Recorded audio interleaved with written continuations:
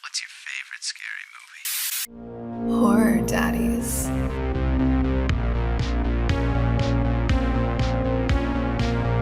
Hey, slashers and scream queens, and welcome to the Horror Daddies horror show.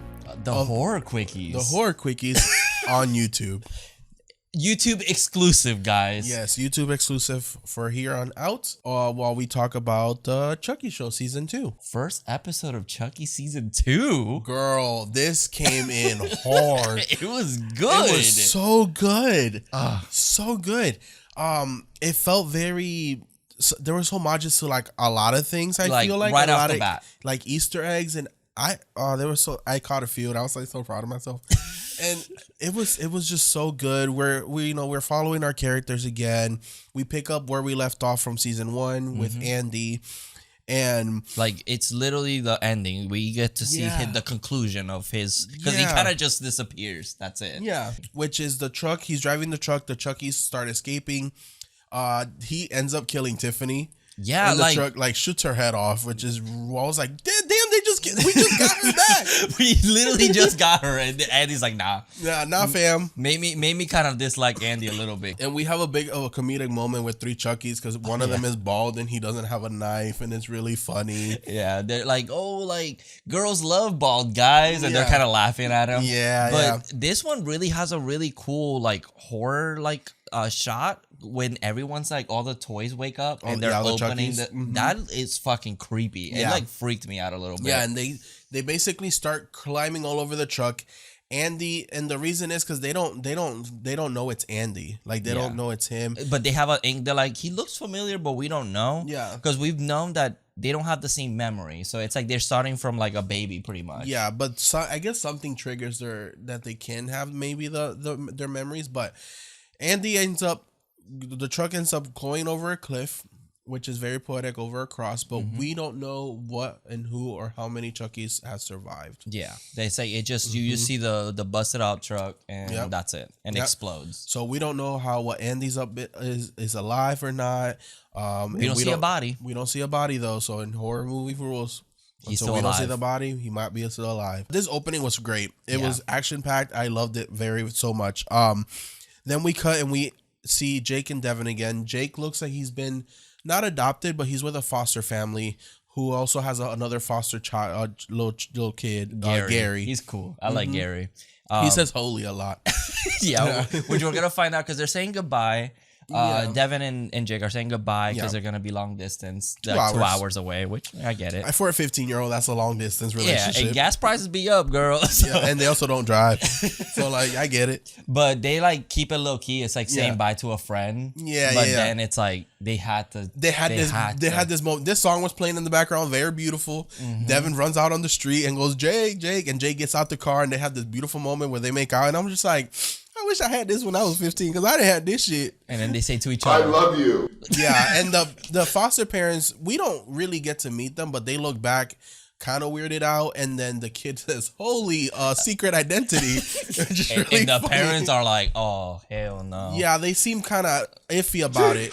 Yeah, Yeah, cut to 6 months later. It's Halloween night again, and the score to this scene is so good.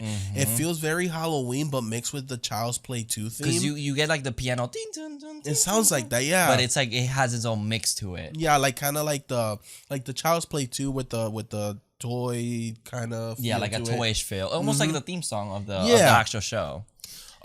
This whole scene or sequence has like homages everywhere. Like you caught one because Devin keeps getting a phone call.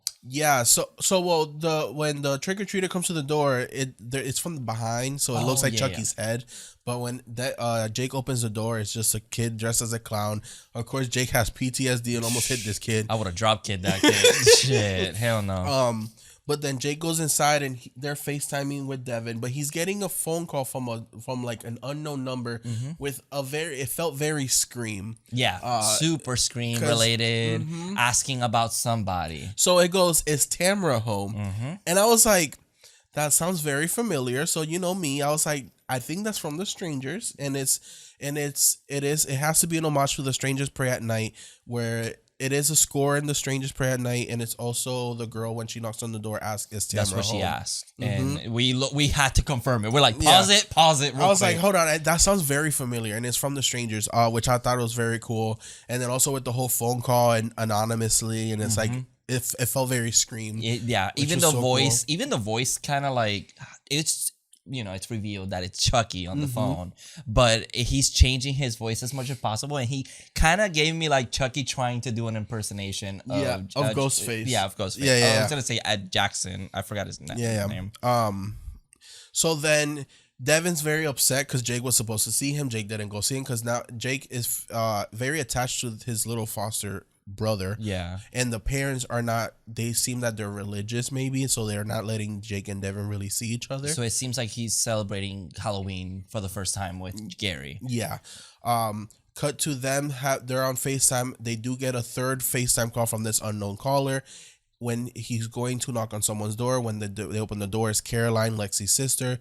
The height of this person is Chucky. A little suspicious. Yeah. He's real tiny, but you never know. Yeah. And then he says that he's the ghost of Halloween's past, which is like a joke of the Christmas past. So Caroline lets this person in to use the bathroom while Lexi is getting it on with some boy. Oh my God, she's a complete She's been through a lot. I get it. Through a lot. And I do like that. It's like, there's some people that do a healthier thing, but this is her way of coping. She's doing drugs. She's trying to have sex.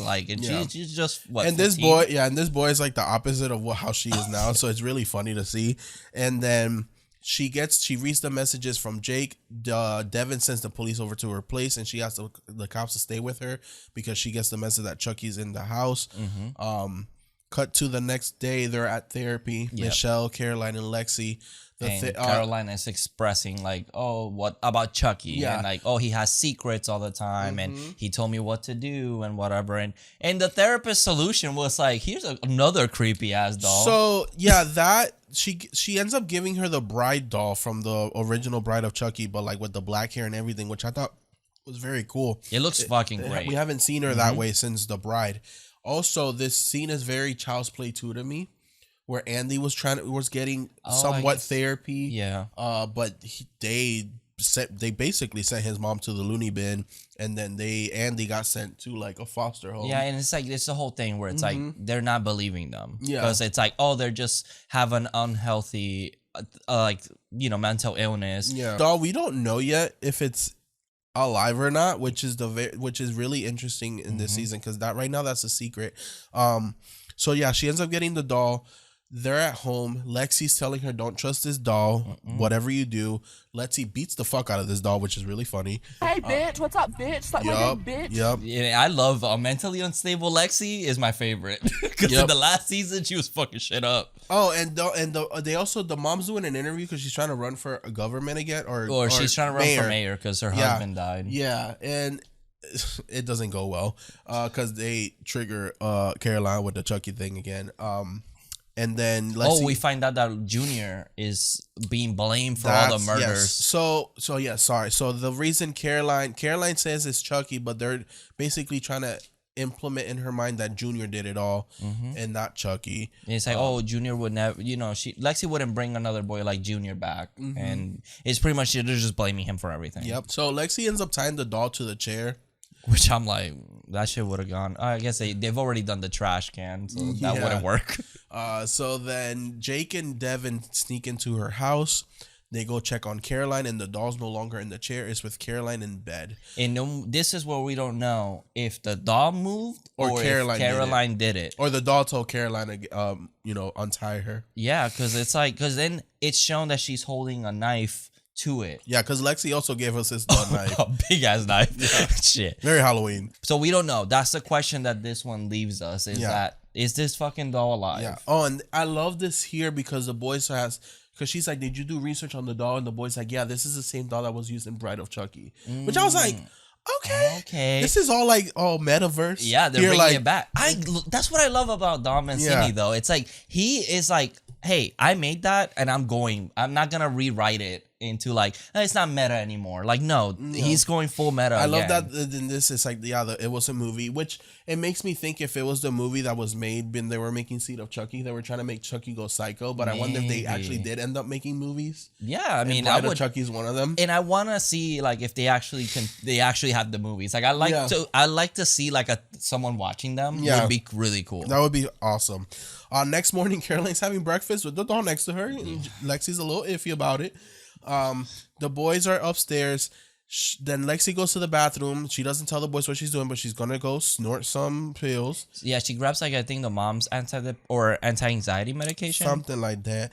Cut to Caroline opening the door, and it's fucking Chucky with Gary. And I was like, hold on, Gary, how do you get here? You're 2 hours away, Gary. But Gary's like such a cute kid, and he's like all happy holding Chucky. With a bomb. Yes. Jesus. So we cut to them sitting downstairs. The boys come downstairs. Chucky's like, "What's up, bitch? I'm here. I'm back. You can't get rid of me." And he's just like had the master plan that you guys were all gonna get together. I was gonna show up and kill all of you. That's his master plan. He was like, "But y'all took so long to get together. I had to wait all this time." What did he say? Oh, I spend more time with my victims than you do with each other. I'm like, ooh. Yep. Roasted. So this scene is so tense because he's holding this bomb and he's like, "I'm waiting for Lexi to come downstairs so I can blow all of you up."